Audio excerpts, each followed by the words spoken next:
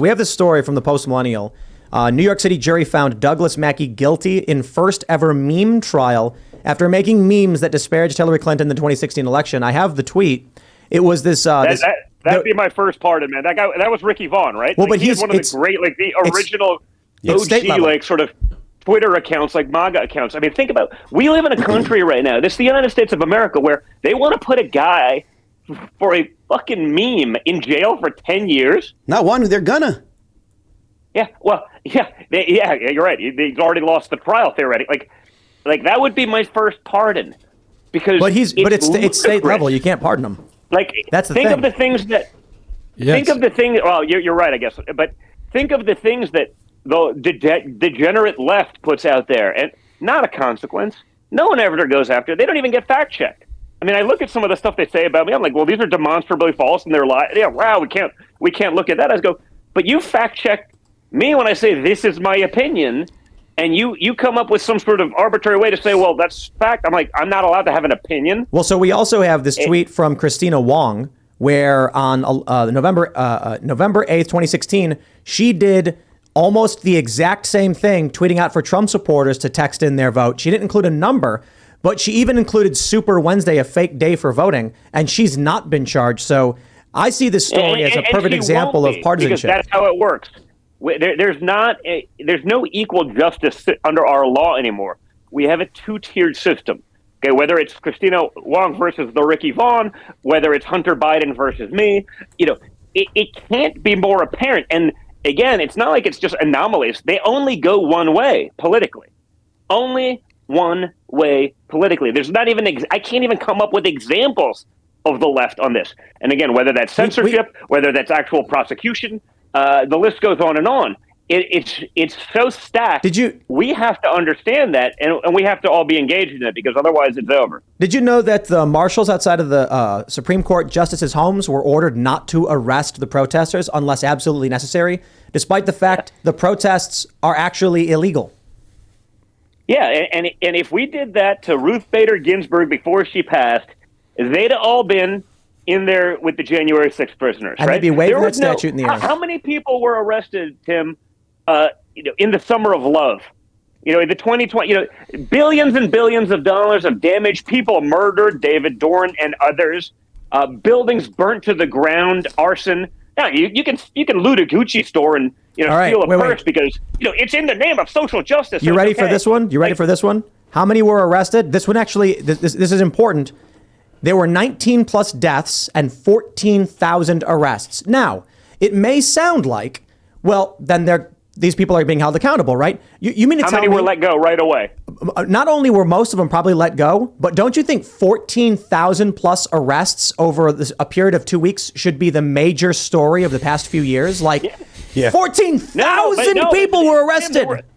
They were mostly peaceful. Oh, right. Peaceful. $2 billion in damage. I was watching a reporter say that live because I was like, man, this is crazy. I don't mind. He goes, it's mostly peaceful. I go, dude, there's a building burning in the background. And like 3 seconds later, the reporter got hit in the head with like a brick. Yeah. I'm like, but to your point, the lengths they went to, like, don't believe your lying eyes. You can see it. It's happening in real time. Yeah, but to your point, what they tried to do to Kyle Rittenhouse. Like, oh God, lunacy. Well, to your point about the folks, getting arrested and being let go right away. I mean, there's a great deal of people that fall into that bucket, but just the total prosecution number of those people are like 50, 60%.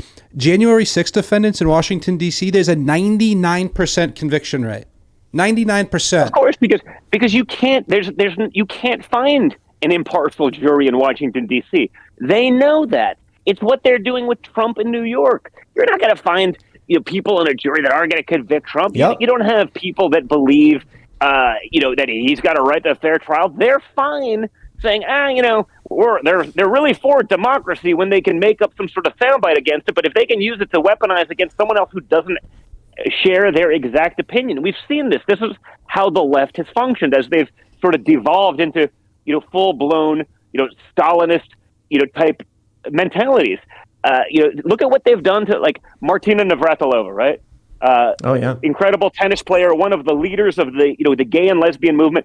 She was preaching for that movement and fighting for that movement 30 years before it became all the rage. Way before it was cool. But then when she came out a couple years ago and was like, well, I don't think men should be like competing against women in sports. Like, I was one of the elite women athletes of all time, and like the men would have destroyed me. They canceled her. 30 years of activism just for having a different opinion. It meant nothing to them. Insane. Because they only accept total and complete surrender. I hit it earlier in the talk, but we saw that this weekend. We really should be, praying for the trans community because they're at risk. I'm like, what? Really? So we're getting a literal genocide. I'm like, but where? Like, I haven't heard any of this. Like, what are you talking about? Like, I'm committing genocide by saying I don't believe a 3-year-old should be given puberty blockers and forced into something by a teacher without parents being involved. And I think they should have liability to the doctors. When that kid turns of legal age, the recidivism rate is like 94%. If that kid turns of age and is not happy anymore, they should be able to sue the teacher, the doctor, their parents, anyone else who was involved in this decision-making process, because that kid couldn't buy a pack of cigarettes for 15 years. But we're going to give them life-altering, body-altering meds and drugs and hormones, and that, like, to be against that makes me, committer of genocide. It's stupid. I want to ask you 2 more questions. One of them will be a bit simpler, but the first one is, we're getting a lot of people asking about your views on Julian Assange and whether or not he should be pardoned. Yeah, it's a really interesting question. Assange, listen, I years ago when it first started happening, I would have said no. Now, I'm like, oh my God, like he was on this stuff. Again, years ago, I was like, him, the other guy who gave up the military secrets with Snowden. What's his name? Edward Snowden. Snowden. Yeah. I would have been like, I would have taken the no. That's 100%. 100%. You got to let those guys out because they actually caught us doing all the things we said bold. We weren't going to do. Wow, they caught us in the lie, and like it's out there. Like, and now I've seen what's actually going on. Again, my worldview, the America I believed or wanted to believe existed, like that doesn't exist anymore, guys. And every day that's further and further gone. We just are being more and more awakened to the reality of the situation. It's not that it's getting worse. It's probably been really bad for a long period of time. We just now know it, and we're seeing it with our own eyes. I don't think so. Yeah, I don't think that's an easy question to answer. But there were a lot of people in chat saying, I think my mind has changed on that a lot. Even when we first got into politics, I'd have been like, no, that's a bad thing. We can't have that. But I'm like, now? Everybody's cheering now, though. They're like, yeah. You're right. I got one more question, though, because we're going to jump over to this Andrew Tate story. But while we have you, the next question that everyone seems to be asking is, how and when can we get your dad on the show? And have you actually come in the studio, to be honest? Yeah, I know. We talk. I got to get up there. Honestly, if I can do anything to avoid going into DC, I usually will. But I'll make it up there and come there. I'll talk to him about that. And by the way, Andrew Tate, another example, right? Like, and he's someone I've hung out with. I've gone back and forth. Like, he feels like he's been in jail. Like, I don't even know. They haven't even told us what he's done. He's not charged with anything. They just put him on house arrest. He's not charged with anything. Yeah, they just moved him. He's got witnesses on his behalf. It's crazy. Nuts. I mean, it's an example of what this country could become if we let go of our Constitution. Well, but it sort of has, right? Like he was when I spoke to him, last, I was like, hey man, come on, if you come to the States, no, I'm not going to the States. They'll put me in jail. I'm like, the States will? I don't think like legitimately. I don't think that. Oh, sorry to interrupt you there. Oh, no worries. I don't think that it's bad. That it's really. I mean, it is obviously. It's not that it's getting worse. It's that we're seeing how bad it is. And we have an opportunity to make it better. That's what I was saying earlier. Like, it's been bad for a long time. We're just like, every day we're like, oh, here's another example of how bad it is. A guy like that, he's held without whatever. I don't know. Like, if you're doing what he's doing, and it's hard, right? It's hard for me. Like the Flynn example I used earlier. Like, if he's trafficking women, like, well, maybe I got to stay silent. Maybe I got to, you can't come out against that. It's, I'm a very strong believer that that's terrible shit.